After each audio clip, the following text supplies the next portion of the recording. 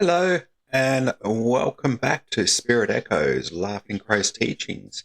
I'm Laughing Crow, and today we're diving into a powerful teaching from my mentor, Eagle Eye. It's a lesson about the fire we carry within us, love and fear. Now, this teaching isn't just a story. It's a map for navigating our emotions, our relationships, and our choices.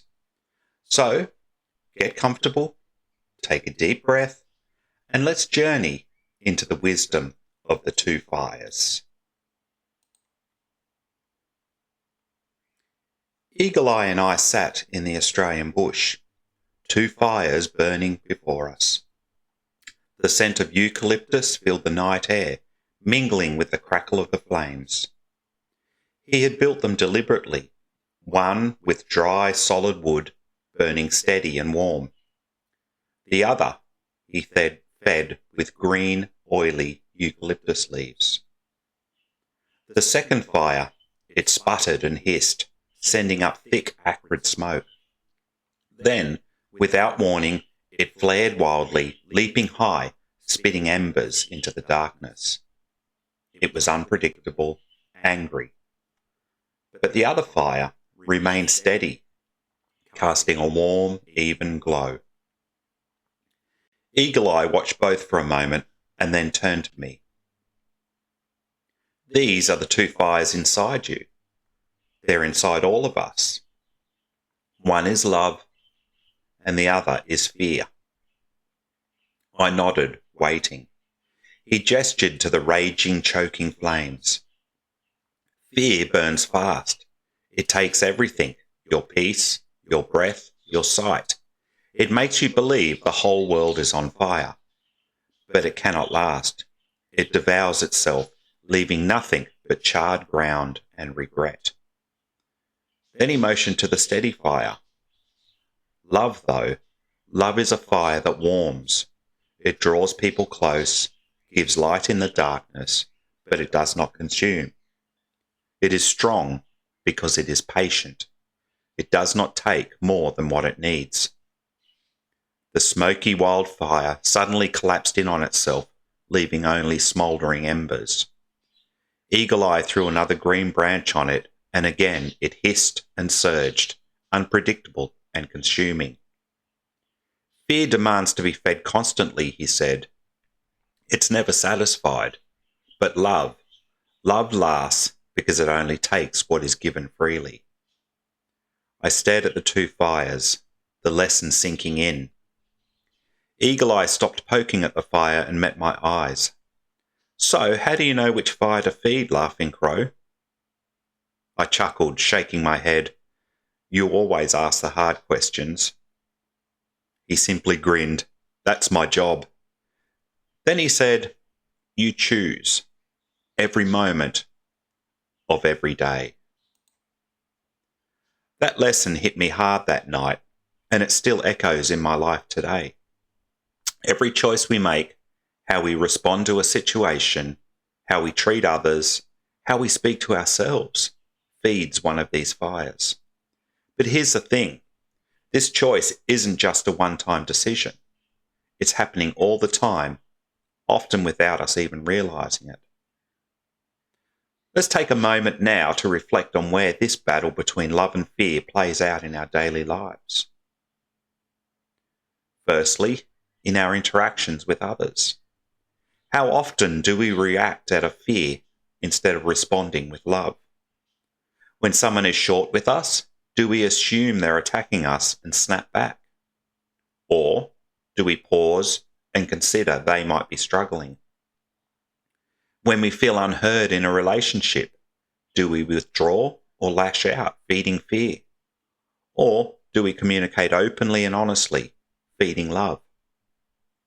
In disagreements, are we fighting to be right? Or are we seeking to understand? Fear makes us defensive, reactive. But love makes us open and understanding. Which fire are we feeding when we engage with others? Secondly, our own inner talk. Let's turn inward. What kind of fire are we feeding in the way we speak to ourselves? When we make a mistake, do we beat ourselves up? That's fear talking. Do we call ourselves failures, telling us we're not enough? Or do we acknowledge the lesson, show ourselves compassion, and use it to grow? That's love guiding us forward. The voice in our head is either fueling our self-doubt or building our self-worth.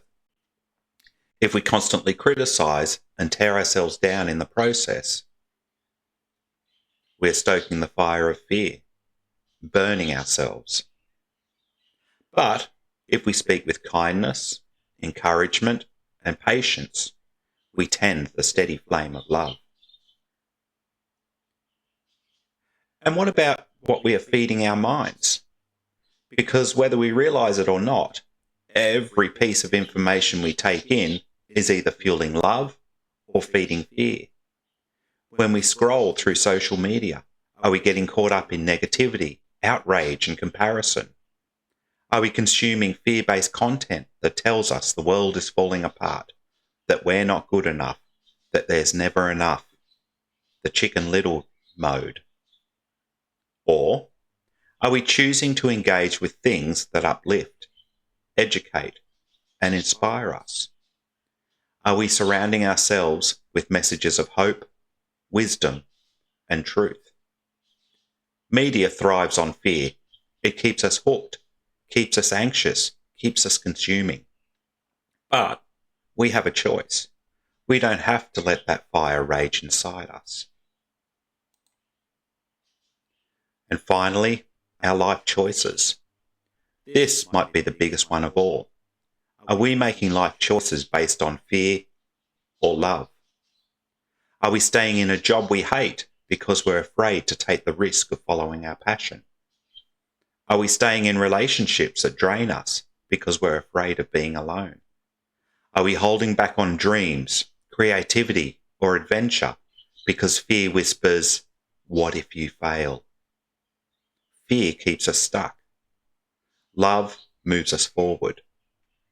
It doesn't mean we won't face challenges, but love tells us you are capable, you are worthy, and you are meant for more. So my question to you is this: where are you feeding fear in your life? But more importantly, how can you start feeding love instead? It doesn't have to be a grand gesture.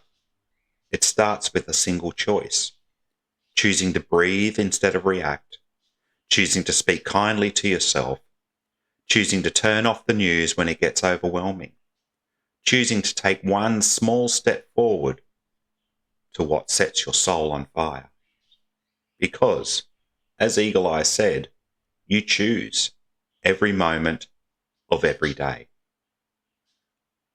If this story spoke to you, if it stirred something in your heart, I invite you to keep the fire of wisdom burning. Make sure to subscribe to the podcast so you don't miss future teachings and discussions. And if you're looking for more spiritual insights and practical wisdom, you can find my books on Amazon. Or visit our website, living5d3d.com, for more teachings and community connection. The links are in the description below. But until next time, walk with an awareness, feed the fire that serves you, and remember, you choose every moment of every day.